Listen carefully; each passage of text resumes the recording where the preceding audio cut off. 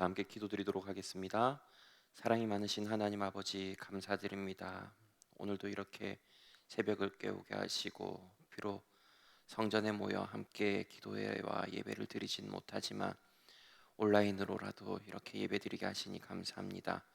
오늘 하루도 주님이 기뻐하시는 삶의 모습으로 나아갈 수 있는 우리 성도님들 될 수 있도록 은혜 베풀어 주시옵시고, 우리의 모습 가운데 그리스도의 향기가 나타나고 빛과 소금 역할을 잘 감당하여 주님께 영광 돌릴 수 있는 복된 하루 될 수 있도록 은혜 베풀어 주시옵소서.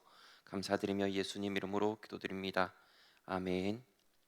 다 함께 성경 봉독하도록 하겠습니다. 오늘 주시는 말씀은 이사야 3장 13절에서부터 4장 6절까지 말씀입니다. 이사야 3장 13절에서부터 4장 6절까지 말씀입니다. 제가 가진 성경은 구약 성경 971페이지입니다.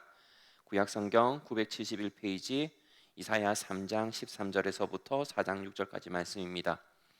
다 찾으신 줄 알고 제가 봉독해서 올려드리도록 하겠습니다. 여호와께서 변론하러 일어나시며 백성들을 심판하려고 서시도다.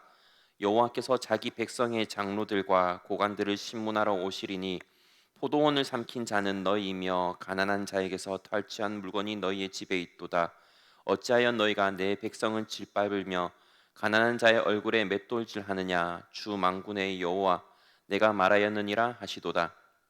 여호와께서 또 말씀하시되 시온의 딸들이 교만하여 느린 목 정을 통하는 눈으로 다니며 아기작거려 걸으며 발로는 쟁쟁한 소리를 낸다 하시도다. 그러므로 주께서 시온의 딸들의 정수리에 딱지가 생기게 하시며 여호와께서 그들의 하체가 드러나게 하시리라. 주께서 그날에 그들이 장식한 발목고리와 머리의 망사와 반달 장식과 귀고리와 발목고리와 얼굴 가리개와 화관과 발목 사슬과 띠와 향압과 호신부와 반지와 코고리와 예복과 겉옷과 목도리와 손주머니와 손거울과 세마포 옷과 머리 수건과 너울을 제하시리니 그때 썩은 냄새가 향기를 대신하고 노끈이 띠를 대신하고 대머리가 숱한 머리털을 대신하고 굵은 베옷이 화려한 옷을 대신하고 수치스러운 흔적이 아름다움을 대신할 것이며 너희의 장정은 칼에 너희의 용사는 전란에 망할 것이며 그 성문은 슬퍼하며 곡할 것이요 시온은 황폐하여 땅에 앉으리라. 그날에 7 여자가 한 남자를 붙잡고 말하기를 우리가 우리 떡을 먹으며 우리 옷을 입으리니 다만 당신의 이름으로 우리를 부르게 하여 우리가 수치를 면하게 하라 하리라. 그날에 여호와의 싹이 아름답고 영화로울 것이요 그 땅의 소사는 이스라엘의 피난한 자를 위하여 영화롭고 아름다울 것이며 시온에 남아있는 자 예루살렘에 머물러 있는 자 곧 예루살렘 안에 생존한 자 중 기록된 모든 사람은 거룩하다 칭함을 얻으리니 이는 주께서 심판하는 영과 소멸하는 영으로 시온의 딸들의 더러움을 씻기시며 예루살렘의 피를 그 중에서 청결하게 하실 때가 됨이라. 여호와께서 거하시는 온 시온 산과 모든 지폐 위에 낮이면 구름과 연기 밤이면 화염의 빛을 만드시고 그 모든 영광 위에 덮개를 두시며 또 초막이 있어서 낮에는 더위를 피하는 그늘을 지으며 또 풍우를 피하는 숨는 곳이 되리라. 아멘. 오늘 본문은 여호와 하나님께서 이스라엘 백성들을 심판하시는 내용을 앞부분에서 다루고, 그럼에도 불구하고 하나님께서는 이스라엘 백성들에게 소망을 주는 회복의 메시지를 뒷부분에서 다루고 있습니다. 그런데 심판하시는 내용에 앞서서 오늘 본문을 살펴보면 앞부분에서 하나님은 변론을 하려 일어나시면서 백성들을 심판하려고 서시는 것을 알 수 있습니다. 그러면서 무엇을 요구하시냐면 이스라엘 백성들의 해명을 요구하시는 내용이 나옵니다. 도대체 왜 그랬느냐라고 하는 것입니다. 여호와께서는 먼저 이스라엘 백성들을 심판하시되 백성들의 장로와 고관들을 먼저 심문하러 오신다는 것입니다. 지도자들을 먼저 심판하러 오시는 것입니다. 왜냐하면 나의 포도원을 삼킨 자가 그들이었기 때문입니다. 그리고 그들은 가난한 자에게서 탈취한 물건을 자기의 집에 보관하였기 때문입니다. 하나님께서 자신의 백성을 잘 다스려 주길 원하는 그 마음이었는데 어찌하여서 너희들은 나의 백성을 오히려 핍박하고 곤고하게 만들었느냐. 그리고 가난한 자의 얼굴에 왜 맷돌질을 했느냐라고 말씀을 하신다는 것입니다. 하나님의 백성을 이들은 자신의 부를 축적하는 도구로 쌓았습니다. 자기가 가진 권력을 가지고 불의하게 부를 축적했던 것이죠.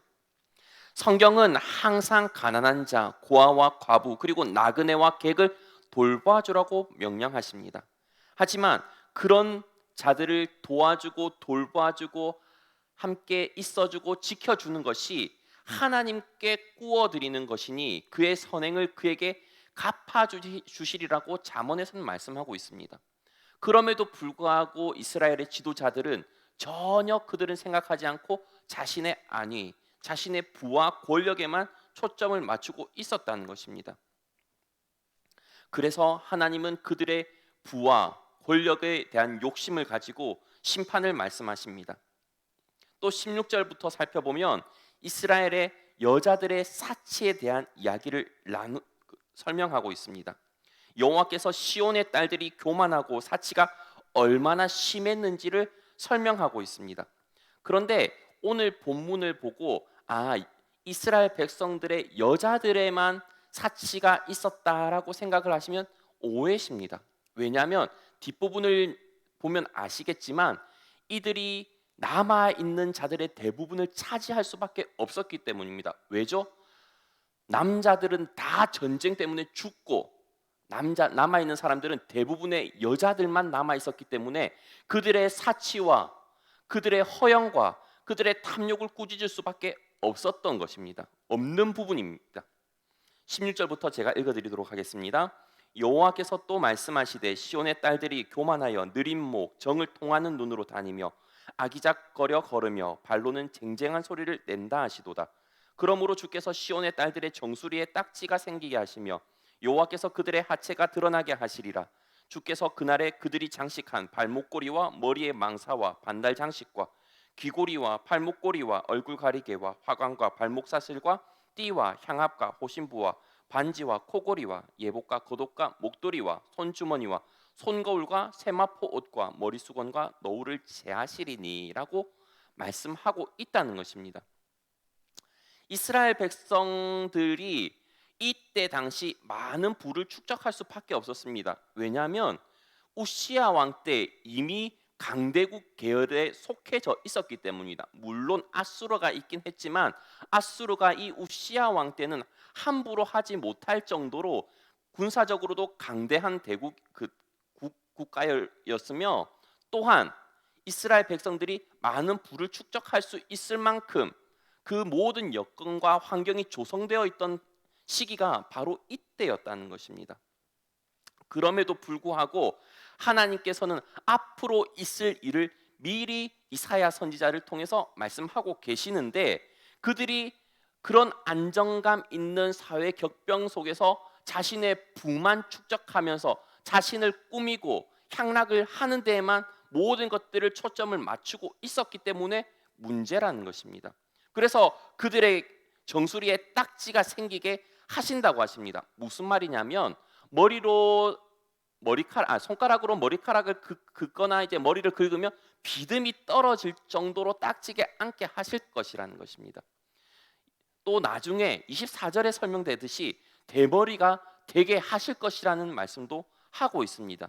또 어떻게 말씀하시죠? 하체를 드러내서 수치스럽게 만드실 것이라고 설명을 하고 있습니다.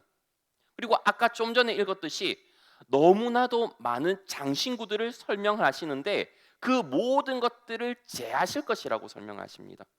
왜 이 모든 것들을 제하실 것이라고 하나님께서는 이사야 선지자를 통해서 말씀하시나요?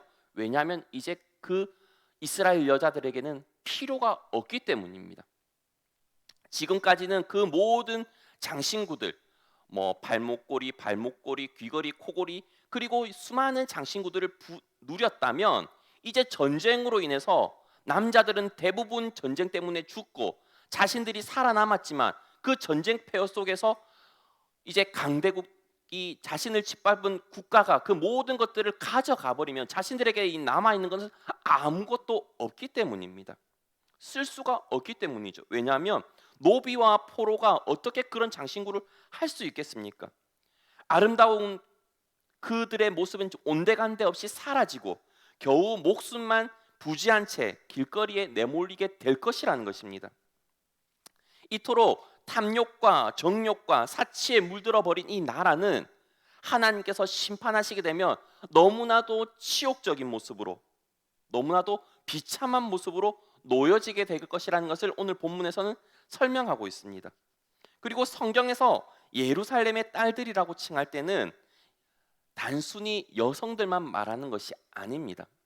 왜냐하면 예루살렘을 성으로 표현했을 때 그게 여성을 나타내는 단어이기 때문에 예루살렘의 딸들이라고 칭할 뿐이지, 실질적으로는 예루살렘 백성, 이스라엘 백성들을 지칭하고 있다는 것입니다. 그렇다면 우리가 심판을 받지 않기 위해서는 무엇에 초점을 쏟아야 되냐면, 우리가 지금 이 시대를 살아가면서도 우리 자신을 꾸미는 것, 나를 드러내는 것, 나의 부를 축적하는 것보다 정말로 하나님이 기뻐하시는 행동과 삶의 모습으로 나아가야 될 것이라는 것을 가르쳐주고 있다는 것입니다. 또한 25절부터 제가 4장 1절까지 읽겠습니다. 너희의 장정은 칼에, 너희의 용사는 전란에 망할 것이며 그 성문은 슬퍼하며 곡할 것이요 시온은 황폐하여 땅에 앉으리라. 그날에 7 여자가 한 남자를 붙잡고 말하기를 우리가 우리 떡을 먹으며 우리 옷을 입으리니 다만 당신의 이름으로 우리를 부르게 하여 우리가 수치를 면하게 하라 하리라. 무슨 말이냐면, 아까 제가 좀 전에도 설명드렸다시피 대부분의 남자들은 전쟁 때문에 죽음을 당하게 됩니다. 그리고 남자들이 아주 귀해지니까 많은 여자들이 자녀들을 통해 가문을 이어나가기 위해서 한 명의 남자에게 붙들고 사정을 하는 내용이 바로 오늘 본문에 들어가 있습니다. 그러면서 뭐라고 하냐면 제발 남편이라고 부르게만 해달라고 합니다. 밥도 알아서 먹고 어떻게든 구해서 먹을 것이고 옷도 알아서 구해서 입을 테니 제발 남편으로만 있게 해달라고 합니다. 그래서 시집도 못 가고 아이도 없이 늙어 죽지 않게 요청을 하고 있는 것이 바로 오늘 본문입니다. 왜냐하면 그것이 그 시대의 여성으로서는 가장 수치스러운 일이었기 때문입니다. 그래서 이제 그들이 원하는 것은 더 이상 부귀영화를 누리는 것도 아니고, 더 이상 많은 장신구를 가지는 것도 아니고, 또한 많은 것들을 먹는 것, 맛있는 음식을 차리는 것들이 아니라 단지 수치스러움에서 면하게 해달라고 하는 것이 그들의 간절한 소망이 될 정도로 하나님께서는 처절하게 심판을 하실 것이라는 것을 말씀하고 있다는 것입니다. 이 본문만 놓고 보면 우리 청년들은 아마 와 좋아할 수도 있을 것입니다. 깊은 뜻을 모르고 말입니다. 왜냐하면 와 가만히 있어도 7명의 여자한테 인기가 있겠는데요 라고 분명히 말하는 청년들이 있을 수 있기 때문입니다. 하지만 그들이 간과한 게 무엇이냐면 7명의 여자가 자신에게만 결혼을 해달라고, 남편으로만 있어 달라고 했을 때 자신은 그 7명의 여자를 차지한 한 명의 남자라고 생각합니다. 이미 전쟁으로 인해 죽어간 수많은 남자 중에 한 명일 거라고는 생각지도 못하고 있다는 것입니다. 이처럼 아주 심각하게 나라가 망하게 될 것이라고 선포하시지만 하나님께서는 심판과 그리고 저주의 메시지만 말씀하시진 않으셨습니다. 소망에 대한 말씀도 오늘 본문을 통해서 말씀하고 있습니다. 또 그 소망의 말씀 가운데 이사야 선지자는 예수 그리스도에 대해서 말씀을 하고 있으며 또 그날의 여호와의 싹이 아름답고 영화로울 것이라고 말씀하고 있다는 것입니다. 오늘 본문 4장 2절과 3절입니다. 그날의 여호와의 싹이 아름답고 영화로울 것이요 그 땅의 소사는 이스라엘의 피난한 자를 위하여 영화롭고 아름다울 것이며 시온에 남아있는 자, 예루살렘에 머물러 있는 자, 곧 예루살렘 안에 생존한 자 중 기록된 모든 사람은 거룩하다 칭함을 받으리니. 이스라엘 백성들이 하나님의 심판으로 많은 사람들이 바벨론으로 끌려가서 이방인의 종으로 살아갈 것이 심판이었습니다. 그럼에도 불구하고 하나님께서는 이 남겨진 자 가운데서도 택해서 거룩하게 하실 것이며 영화롭고 아름다우게 답게 하실 것이라는 것입니다. 왜냐하면 죄로 인해서 당연히 심판을 받아 멸망받을 수밖에 없는 자신의 백성에게 여호와의 싹이 나와 아름답고 영화로울 것이기 때문입니다. 그래서 그때 남아있는 자, 시온에 남아있는 자, 예루살렘에 머물러 있는 자, 곧 예루살렘의 생존자, 즉 기록된 사람은 다 거룩하다고 칭함을 받는다라고 말씀하고 있다는 것입니다. 그리고 4장 4절에서는 뭐라고 말씀하십니까?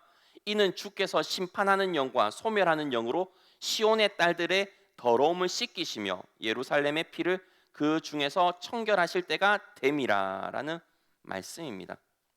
하나님께서는 이들의 수치와 그리고 치욕적인 과거를 그 날이 오게 되면 모든 것들을 회복시켜 주시고 지나간 과거들을 깨끗게 해 주실 것이라는 약속입니다.